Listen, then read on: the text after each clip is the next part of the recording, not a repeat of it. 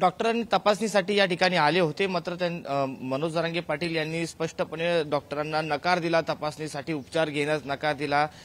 ही गेल्या 5 दिवसातले अनेक वेळा डॉक्टर या ठिकाणी आलेले आहेत, मात्र मनोज जरांगे पाटील यांनी त्यांना तपासणीसाठी नकार दिलेला आहे। सकाळपासून आपण पाहतो त्यांच्या नाकातून रक्त वाहत आहे, अशी बिकट परिस्थिती निर्माण झालेली आहे। त्यांची जी प्रकृती आता खालावत चाललेली आहे, 5वा दिवस आहे, आता त्यांना उपचाराची अत्यंत गरज आहे। काल देखील डॉक्टरांनी इशारा दिला होता की जर त्यांनी तातडीने पाणी पिलं नाही तर अनेक अवयवांवरती याचा परिणाम होऊ शकतो, किडनी सूज येऊ शकते, लिव्हर सूज येऊ शकते, लिव्हर फेल होऊ शकतो, किडनी फेल होऊ शकतो, त्याचबरोबर डिहायड्रेशन यासह इतर अनेक अवयवावरती याचा परिणाम होऊ शकतो। त्यामुळे त्यांना तातडीने अन्न पाण्याची गरज आहे, उपचाराची गरज आहे असं डॉक्टरांनी सांगितलं होतं। त्यामुळे आता राज्यभरातून या ठिकाणी आंदोलक यायला जमलेले आहे। आपल्यासोबत मराठा आंदोलक आहे मंगेश साबळे सरपंच, ते देखील या ठिकाणी आलेले मोठ्या प्रमाणात आपण पाहू शकतो। राज्यभरातील मराठा बांधव या ठिकाणी येत आहेत, त्यांच्याशी बोलूया आपण। काय सांगा तुम्ही, आजची परिस्थिती बिकट आहे?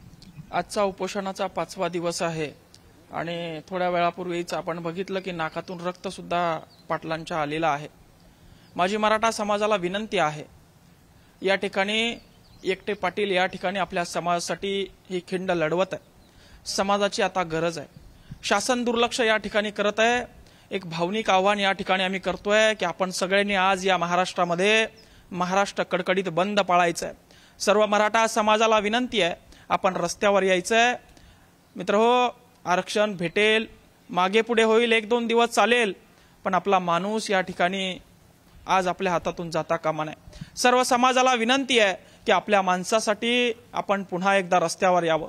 शासन या ठिकाणी झोपेचं सोंग घेत आहे, तरी मी सर्वांना विनंती करतो की आपला पाटलांचा जीव या ठिकाणी अन्न पाण्या वाचून 5 दिवस या ठिकाणी झालेले आहे आणि शासनाचे डोळे मात्र उघडलेले नाही।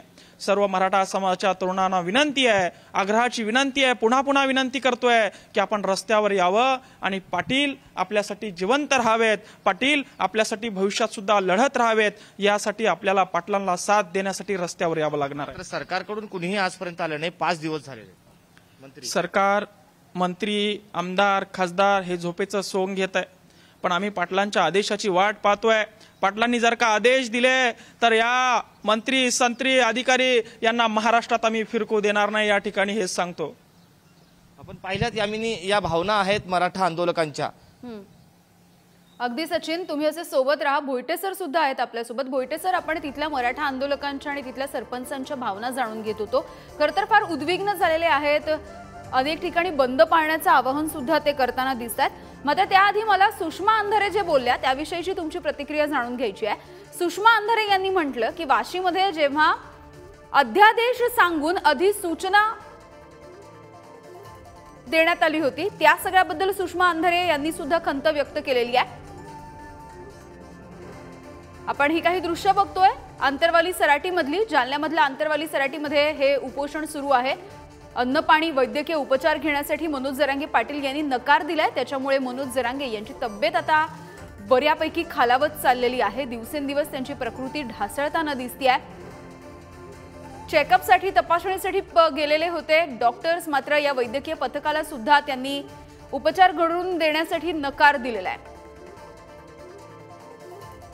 तर मनोज जरांगे पाटील यांची तब्येत खालावल्याची ही अपडेट समोर येते आणि त्यांच्या नाकामधून रक्त यायला सुरुवात झाली आहे। जरांगे पाटील यांच्या तब्येतीबद्दलची ही माहिती मिळताच आता राज्यभरामधले जे मराठा आंदोलक आहेत ते हळूहळू आंतरवाली सराटीमध्ये जमायला सुरुवात होताना दिसतेय।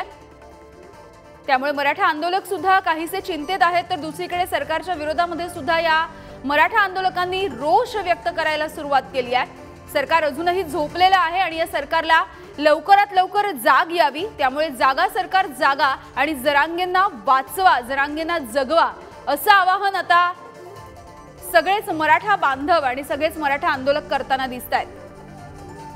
तर ही दृश्य आपण बघतोय काही वेळापूर्वीची आंतरवाली सराटीमधली। एकीकडे मनोज जरांगे पाटील यांच्या नाकामधून रक्त यायला सुरुवात झालेली आहे, अनेक गंभीर परिणाम। खरं तर या एकूणच उपोषणाचे, इतके दिवस उपोषण केल्याच्या नंतर त्याचे गंभीर परिणाम हे शरीरावरती होत असतात आणि त्यापैकीच आता पुन्हा एकदा त्यांनी उपचार घेण्यासाठी सुद्धा नकार दिलेला आहे। तर वेगवेगळ्या मराठा आंदोलकांच्या प्रतिक्रिया सुद्धा आपण जाणून घेतलेल्या आहेत। त्यामुळे सरकार स्वतःचं कर्तव्य बजावत नाहीये, अशी सुद्धा प्रतिक्रिया खरं तर येताना दिसते। मराठा आंदोलक आता काहीसे संतप्त झालेले आहेत। अनेक ठिकाणी स्वयंस्फूर्तीने बंद पाळण्याचं आवाहन सुद्धा मराठा बांधव करतायत। तर ही थेट दृश्य आपण बघतोय। मनोज जरांगे पाटील हे यांची आंतरवाली सराटी मधली ही थेट दृश्य आहेत। गेल्या 5 दिवसांपासून करत असणाऱ्या या आंदोलनामुळे उपोषणामुळे त्यांची प्रकृती काहीशी ढासळत चाललेली आहे आणि मनोज जरांगे पाटील यांनी अन्न पाणी ग्रहण करावं, उपचार घ्यावेत, यासाठी आता त्यांची मनधरणी करण्याचा प्रयत्न सुरू आहे। सगळे मराठा बांधव आता काहीसे चिंतातूर झालेले आपल्याला दिसतायत। गेल्या 5 दिवसांमध्ये सरकारकडून कुणीही आलं नाहीये। जिल्हाधिकारी आणि काही आयुक्त इथे येऊन गेलेत, त्यांनी सुद्धा जरांगेंना विनंती केलेली होती। सचिन जिरे आहेत आपल्या सोबत। सचिन,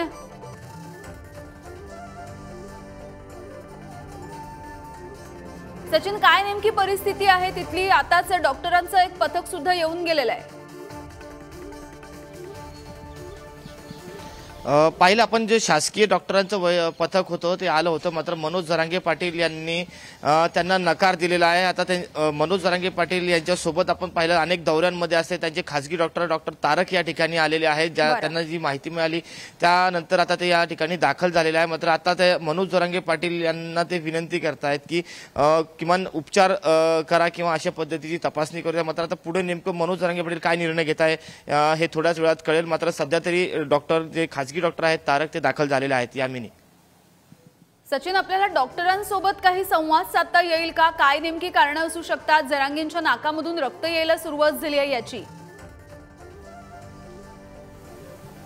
नक्कीच आपण त्यांच्याशी संवाद साधण्याचा प्रयत्न करूया। डॉक्टर साहेब, नाकातून रक्त आले, काय कारण असू शकतात त्याचे? नंतर मी बोलतो, मी एकदा नंतर बोलतो थोडंसं। द्या आधी चर्चा होऊ द्या, नंतर बोलतो मी थोडंसं। या ठिकाणी डॉक्टर आले, तपासणी झाल्यानंतर चर्चा झाल्यानंतर पुढचं माहिती होईल अशा पद्धतीचं प्रतिक्रिया त्यांनी दिलेली आहे। ठीक आहे। ज्या पद्धतीने डॉक्टरांनी सुद्धा याच्या आधीचे जे डॉक्टर त्यांची तपासणी करण्यासाठी आले होते त्यांनी या सगळ्याची काही गंभीर कारणं असू शकतात असं म्हटलं होतं। त्यामुळे शासकीय डॉक्टरांकडून उपचार घेण्यासाठी त्यांनी नकार दिलेला असला तरी आता त्यांचे खासगी डॉक्टर तिथे दाखल झालेले आहेत। ते सुद्धा त्यांची मनधरणी करण्याचा प्रयत्न करतायत उपचार घेण्यासाठी। आता मनोज जरांगे पाटील त्यांची विनंती ऐकणार का हे बघणं सुद्धा महत्त्वाचं असणार आहे।